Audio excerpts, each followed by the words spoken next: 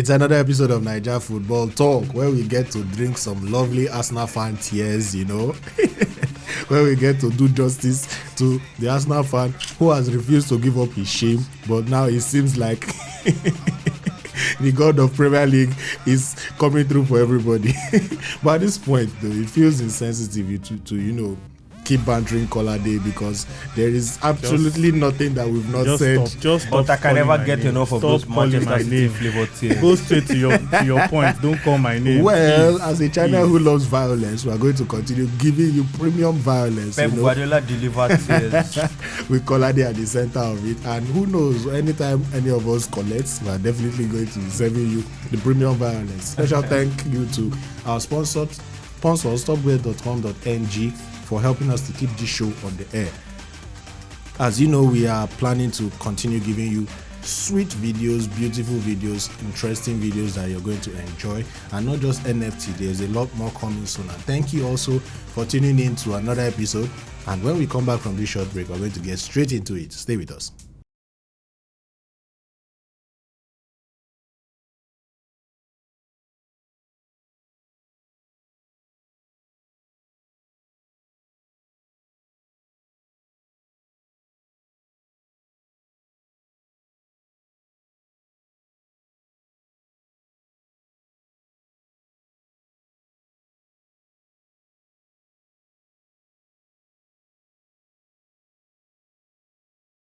Welcome back to the show. My name remains Chima, and in case you don't already know, this is Naija Football Talk. So we're going straight into the matter as we start to dissect the action of the past Premier League game week. Bolu, stop smiling. Bolu, stop smiling.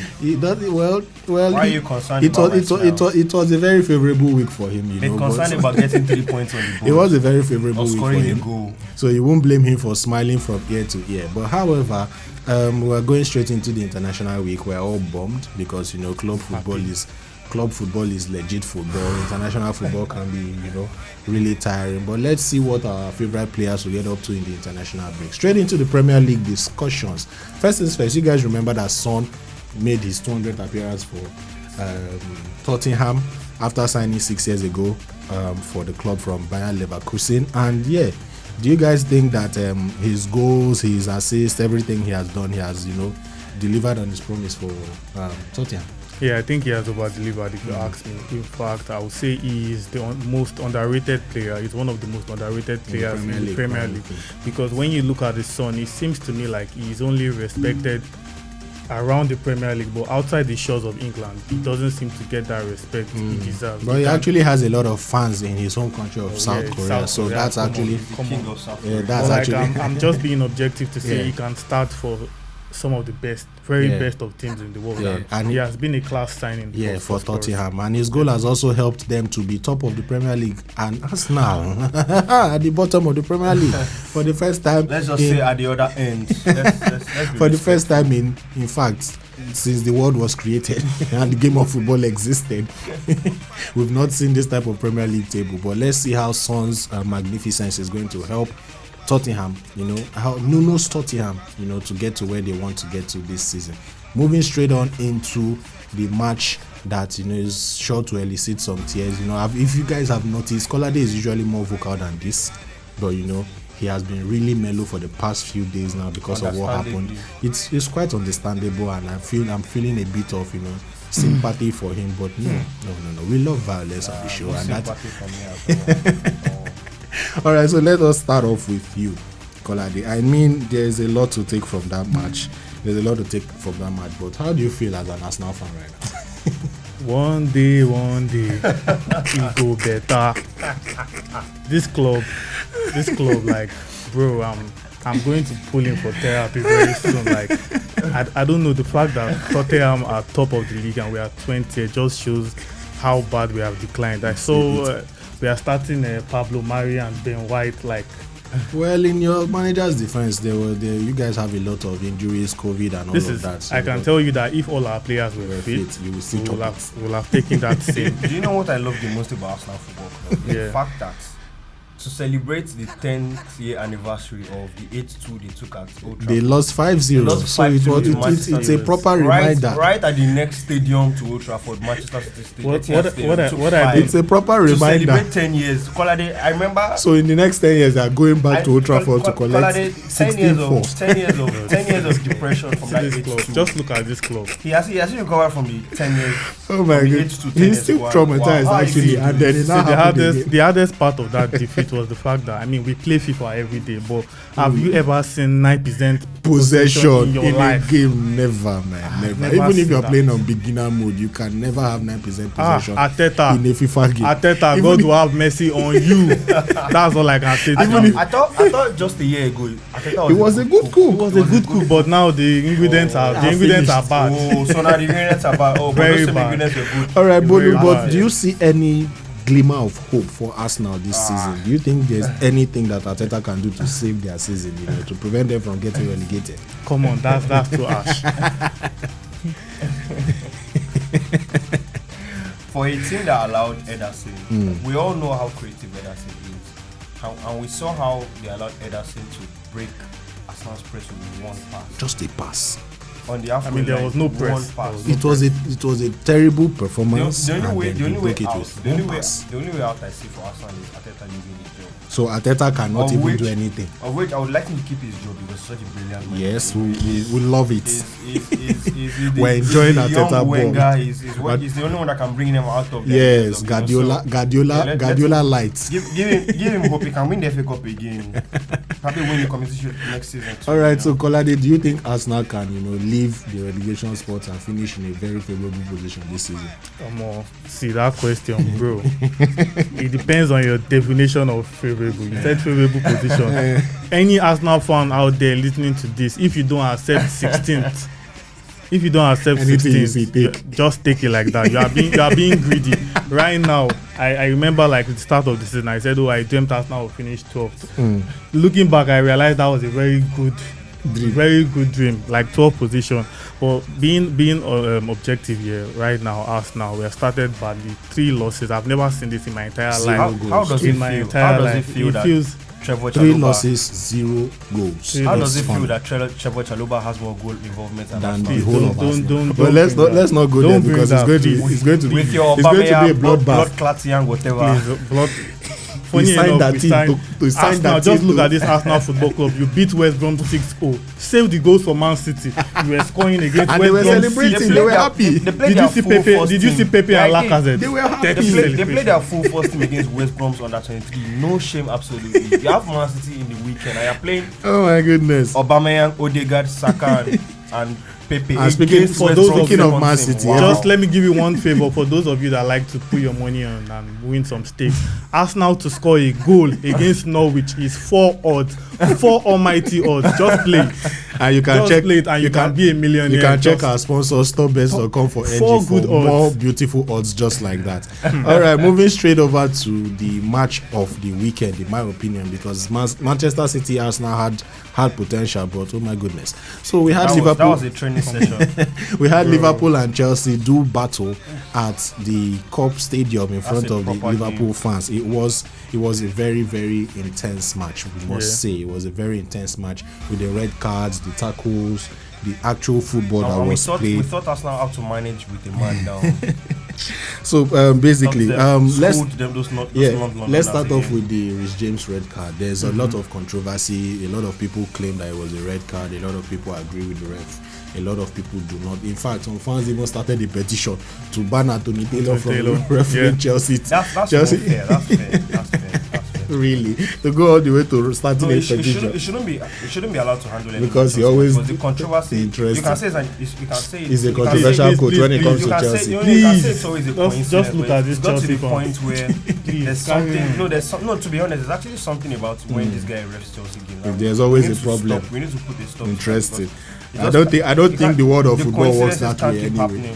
I don't think the world of I football think the works Premier that League way. have to make him stop. It refereeing. still doesn't work. Maybe it can be a fourth officer. It still does not work that way anyway. But what do you think about the issue? Do you think it was deserved? As much as, first of all, even if you ask any Arsenal fan, whether Anthony Taylor or no referee send Arsenal on the normal day. But the truth is, Arsenal have won 2 FA Cups when against Chelsea when Anthony Taylor was the referee. First of all, Anthony Taylor is a very controversial ref. I agree. In the Premier League refs are controversial. Yeah, but like looking at the Rich James incident, I think it was very harsh. It was a very harsh red card on him. But I could understand why he chose to make it a red card, because when you look at the replay, it just seemed a bit like Rich James had intent. But the referee literally won't see the replay. He went to the it seemed like he had a little bit of intent. And when you consider the fact that if you remove Rich James's hand from that picture, the ball goes in. So that means he denied a clear goal scoring opportunity. So in that point, I look at it from the sense that if Rich James did that in the normal box, it would have just been a pen and not a red card. But considering the position where he was, where else could he have put his arm? Well, that's why it's harsh. That's why it's a harsh red card. It's a very harsh red card. It's not outside of the rules. I don't like Anthony Taylor for anything, outside of the rules, but it's a very harsh red card. He followed the rules there. All right, so the fact that he spoiled the game as well. Well, they eventually ended the match with 10 men, and they held Liverpool to a stalemate. So, do you think currently now that Tuchel's Chelsea is the best team in Europe, or the best team around? Let's just say around. Before fans of other clubs will come and bite my head off. The best team around, no. The most informed team, maybe yes, because they are. When you look at Chelsea, they are playing with so much belief, so much. You just look at them; they have this swagger around them. I mean, I didn't really notice that Rich James was off the way they were playing Liverpool. Liverpool, they were at times it even felt like they had 12 men. Yeah, at times it felt like they had Liverpool all over in the game. So it seems to me like they have that belief, which stems from the manager. If you look at the back line, they have someone in Mendy that the defenders know, even if we make a mistake, we have someone there to bail us out. Compared to Arsenal, Ben Leno, Pablo Mari knows that once he makes a mistake, it's over. They're already going straight to the center circle to start the match. When you look at Chelsea as a unit, they are playing so well. They're formidable, and, yes. That's I agree with you. So, which player impressed you the most in your performance? Wow, it was a heroic performance all through from the whole team. I can literally mention every single person that played in that game that played very well, including those who went off in the first half. It was a very good performance, but I was impressed by Edward Mendy. He made 6 saves. That's the highest number of saves he had to make in his Chelsea career. That was fabulous. Thiago Silva came on at halftime. Wonderful performance. Andreas Christensen. Everyone was awesome. Exceptional. Jorginho, and if you have it was impressive because he was able to bully the Liverpool defender. So it was actually he held up play well, but sometimes I think miscommunication came into play and they were not able to see each other and do what they needed to be done. But I think if you have a team performance that you cannot really actually point out to one particular player, it's the kind of team performances that teams want to have, because you know that you are solid as a unit no matter what. Nobody's breaking you. That's my team we're talking about. Just no, you people can bask in it. I still believe that you guys are in your honeymoon. I still believe that they're in their honeymoon phase. Very soon Tuchel go cast. Now standard. Tuchel is gonna cast. Do you get it? You think this is your chess player, farmer manager that All right, let's came from the farm to coach Barcelona. Let's move over straight to Manchester United, where Ole's tricky Reds became tricky again. You just stop with this tricky thing. The reason why we call them tricky Reds is because they come out with all the oomph and all the ginger and everything, and then before you know it is now you see me, now you don't. That's the situation with Ole's Manchester United team. So what do you guys think? Basically, let's start with you, Bolu, about the recent signing. Sancho and Varane started and they did well, but Varane's performance was okay. I can rate it about a 7-8 over 10, but Sancho is yet to hit the ground running, and even stat websites are showing that he's been performing poorly. Is that 85 million well spent or poorly spent, or do you think we should look forward to things in the future? Yeah, certainly the jury is still out on Sancho. And what I saw what I've seen in his 3 games for United so far, they're not different from what I saw for England over the summer. He's still not that explosiveness that we know that Sancho has still not come out. I don't know if it's the teams they played against. I think it's the switch from the Bundesliga to the Premier League. Maybe he hasn't settled in. the Premier League. And he has never even played in the Premier League before, so you can't blame him. Yeah. The young players, you know. He didn't also hit the ground running at Borussia Dortmund. Yeah, it so took him a while. Yeah, once he hits his He was Pulisic's sub, if I'm not mistaken. So that's another point for you. Your guy had to bench Manchester United's most expensive player when they were in the same club. But eventually, it was the reason why Pulisic had to leave, because Pulisic started getting more. All right, so let's look at Varane and Maguire's partnership at the center of the back of Manchester United. You know, Varane had a lot of plaudits after the match. He did very well. There's no denying that. But do you think that partnership is something that's going to last and is probably going to help Manchester United keep the concession to a minimum? Well, that partnership they are probably going to ship in maybe just 5 goals less than what they did last season. I mean, I see Varane doing well, but like I wasn't too. Why people were saying, oh, he was brilliant, I mostly blame it on Adama Traore. If Adama Traore was slightly more effective, he could have bagged. If you are a non-Nigerian fan watching this video right now, ask any Nigerian you know to give you the definition of Bef. Adama Traore is a Bef. So like when I look at Adama Traore, I mean, if you add end product to his game, he will be better than Mbappe. He will be top 3 players. He could be top 3. He could be top 3 players in the world. He's almost 27 or so, and like, he's still playing like somebody that does left the academy. So take no credit away from what Varane did. He had this calmness, he had this assurance all over him in defense, something that Lindelof usually lacks. So I think him and Maguire could complement each other. While Maguire like makes those rash decisions, Varane has a better understanding of how to calm the ball like in defense. But like on the long run, it's not really the best partnership. Well, they are it's just slightly better than Pablo Mari and Well, Manchester United is actually spoiled for choice in the defense, even though they still need one or two more. They still have one Bissaka. Well, the Spider-Man. They still also need one or two. He couldn't get close to Adama the other day. But he made a very good. He made a goal line clearance. That's what it's good for actually. Yeah. But goal line clearances, unnecessary sliding tackle, giving the kit man a lot of work. Because he goes to ground. I can imagine they always have to wash his jersey. Oh my goodness! So like I'm very sure there's a separate washing machine just always sliding. And shout out to David De Gea, subscription goalkeeper. Every season he has 3 good games. He has already used one out of his 3 games. So two remaining games. Ronaldo is going to be definitely frustrated at some point this season when he passes goals. All right, so let us look at Mason Greenwood. You mentioned Ronaldo, and Mason Greenwood is is probably playing in the is probably one of the players rather that is going to be affected. Sorry, pardon my English. May be affected by Ronaldo's performance. But focusing straight on Mason Greenwood, do you think right now that the shouts for the best youngster in the world are legit for Mason Greenwood, or do you think it's just another phase? Yeah, he's certainly one of the names you have to mention. We're talking about the best youngsters, but I need to remind you that the season is just beginning. Saka has not hit his stride. Phil Foden has not even played. Has not played at all. We've still not seen the emerging youngsters that we expect to see. So he has definitely started well. He's one of the stars. And my boy Trincao showed some nice things. Let's carry on with Are you forgetting my boy Trincao? Bissaka's goal line clearance. Let's talk about Bolo. Exactly. So my boy Trincao showed you guys what you could expect. Mason Greenwood, yes. I think it's one of the best. But we need to. It's just been 3 games. It's just been 3 games. There are more young players and he's also achieved quite a feat because he has only 8 games to be the highest teenage goal scorer in the Premier League history, and let's see how far he can go with that record. We're going to be taking a short break now. When we come back, we'll be looking at the gist from other leagues across Europe. Stay with us. Looking for the best websites for your next game day stake? Topbets.com.ng has the juice on all of Nigeria's best gaming websites from Nigeria's biggest gaming companies. Compare the odds and markets and make the best choice for you before you make your next stake. Check out game day reviews, previews, top tips, and predictions to help you make the best choice.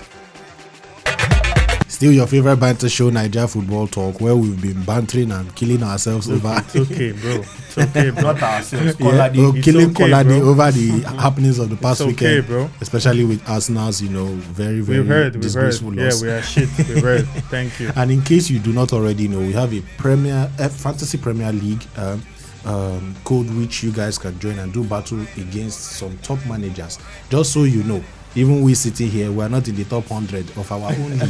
So if you are willing to take up that challenge and win yourself a very nice prize at the end of the season, make sure you copy the code on the showing on your screen right now and head over to our Fantasy Premier League so that you can do battle with the best managers. We're going to be locking this after the game week 4, so the time starts now. So we're going to be touching briefly on the gist from other league. First things first, Ronaldo has finally left Juventus and has returned to England to play for Manchester United again. But Juventus lost their first game after Ronaldo's absence. So what do you think Max Allegri right now can do to stabilize the team now that they don't have that goal scorer, that X factor effect up front for Juventus? Well, I think first of all, it's just a bit of team chemistry. I would say Juve are still waking up. If you look at the past 2-3 seasons, Juve are actually slow. They start up their season slowly and they build up into it. So losing the player, like losing 30 goals from your total number of goals, is going to eat any club badly.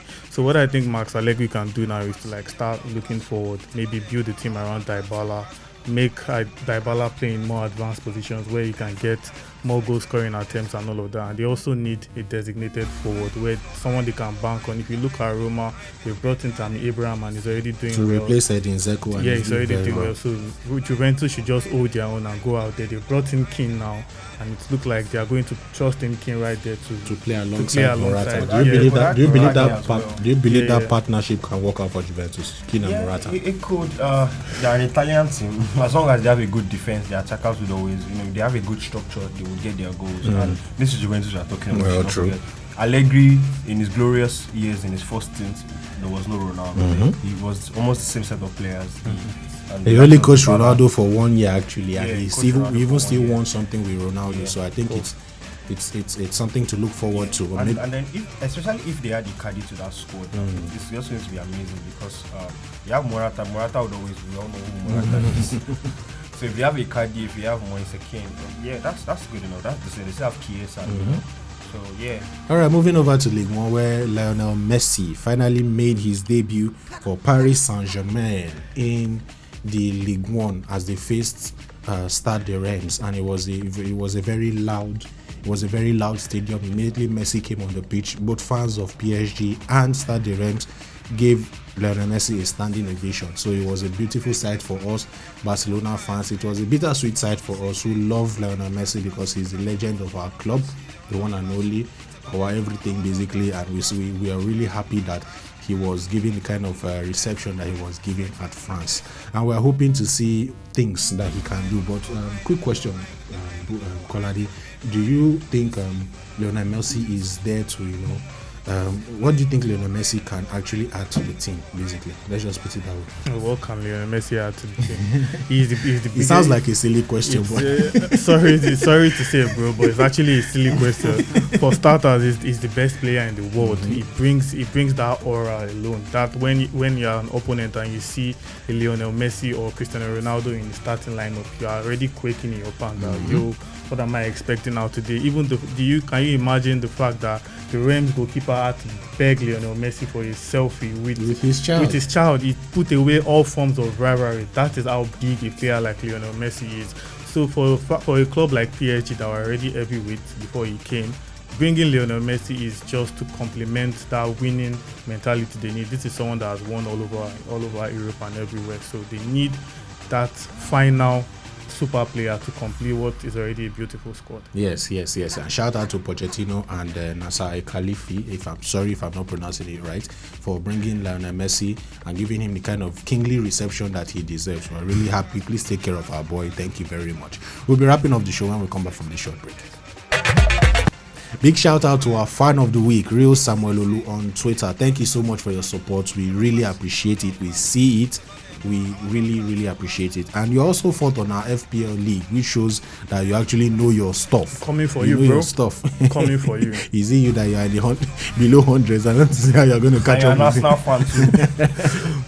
All right, thank you It's so okay, much for your support, and we hope to keep on counting on it. And thank you so much to every one of you who follow us on Twitter, who subscribe to our YouTube channel. Please get us to 2K subscribers. We're still pleading with you, and because there's a lot coming, and when there's a lot coming, and we want you and your friends and your family to enjoy the beautiful content we're going to be creating around the beautiful game. Thank you once more to our sponsor, stopbets.com.ng, for keeping it real with us. Make sure you check out their website before you make your next stake to check out the best odds, the best predictions, and more, so that you can smile to the bank when others are doing so. Thank you once again to the guys. Thank you, Kolade. Thank you. Don't thank me. Bolu. Don't thank me. No, we'll have to thank you so that you Don't remember thank to me. come back. You know, we're trying to give you a feeling of camaraderie. Don't thank me. I mean, what else could I do? I have to make my presence. Honor you my presence as European champion. Yeah. Whatever. Let's just end it now. Let's just end it now. It's okay. Thank you. All right, thank you so much once again for staying with us. And until we come your way with another episode of Naija Football Talk, stay jiggy.